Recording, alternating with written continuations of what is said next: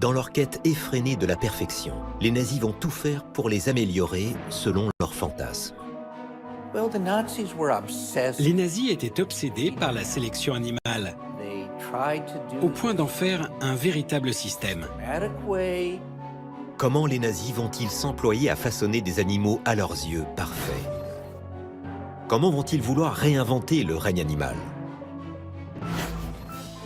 En pleine Seconde Guerre mondiale, au moment où 3 millions d'êtres humains trouvent la mort dans les camps, un projet secret est mené dans la Tchécoslovaquie annexée, celui de façonner le cheval idéal.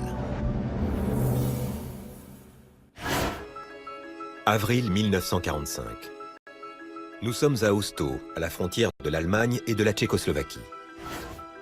Dans ce petit village tranquille et sans histoire, se cache un des derniers trésors d'Hitler. C'était une sorte de havre de tranquillité pour les chevaux. L'une des plus grandes concentrations de pur sang, parfaitement dressés.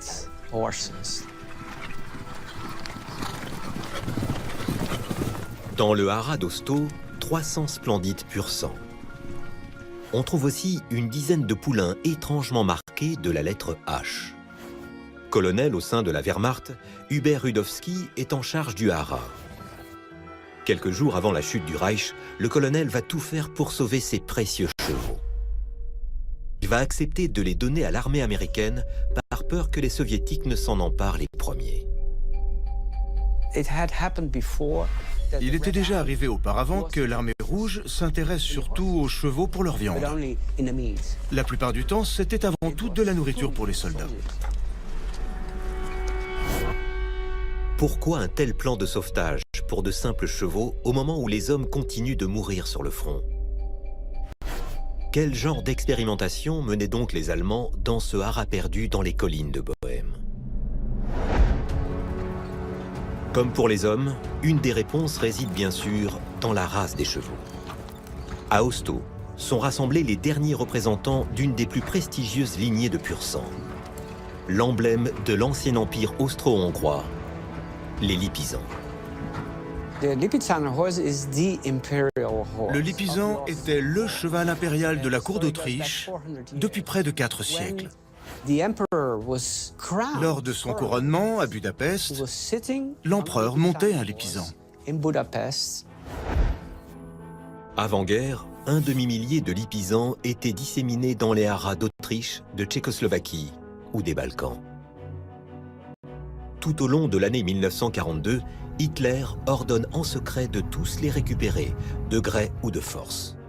Ils sont rassemblés en un seul lieu, Osto. Ce qu'Hitler tentait de faire, c'était de s'approprier l'ensemble des Lipizans. Il voulait posséder l'espèce entière dans son intégralité, car elle incarnait la pureté raciale. Blanc, autrichien, joyau impérial, le Lipizan représente la race supérieure aux yeux d'Hitler, à l'image de l'Arien dont il a toujours rêvé. Pour le plaisir de hauts dignitaires du Reich, bien loin des centres de mise à mort qui se construisent en Pologne, des parades équestres sont d'ailleurs organisées à Osto en pleine Seconde Guerre mondiale. Mais les projets des nazis ne se limitent pas là. Ils vont tenter de créer une race supérieure de chevaux pour être les meilleurs sur le front.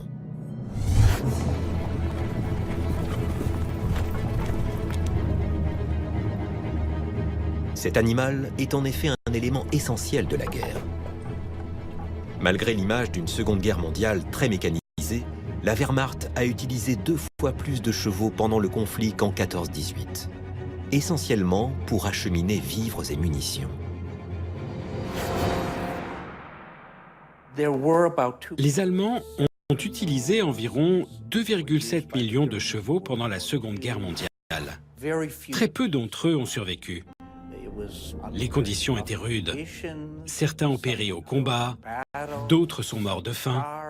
Le taux de survie était vraiment très bas. Face à cette hécatombe, l'écuyer en chef du régime, Gustav Rau, est missionné pour sélectionner les meilleurs chevaux et remplacer ceux qui meurent au front. Il devait livrer 6000 chevaux par mois à l'armée. Et il voulait que ces animaux soient ce qu'il appelait le cheval militaire parfait. Pendant la guerre, Hitler lui-même donne carte blanche à Gustav Rau pour réaliser son rêve de cheval parfait. À Ostau, comme dans d'autres haras du Reich, l'écuyer en chef opère ainsi des croisements expérimentaux en sélectionnant les meilleurs lipisans, mais aussi d'autres lignées plus résistantes. Il veut créer une race nouvelle de chevaux parfaitement adaptés au rythme infernal de la guerre. Il voulait obtenir un animal extrêmement robuste et endurant. Il devait être capable de survivre à de longs voyages en se nourrissant uniquement d'herbe ou de foin. Dans le haras, une centaine de poulains naissent chaque année. Ils sont marqués de la lettre H comme Ostau. Mais sans réelle connaissance génétique et par manque de temps, Gustav Rau ne parviendra pas à accomplir son rêve. À chaque fois, il faut attendre 1 an pour obtenir les résultats d'un croisement. Il voulait vraiment y arriver.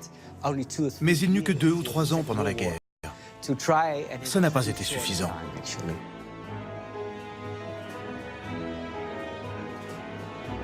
L'histoire des lipisans d'Ostau se terminera bien pour les hommes comme pour les bêtes.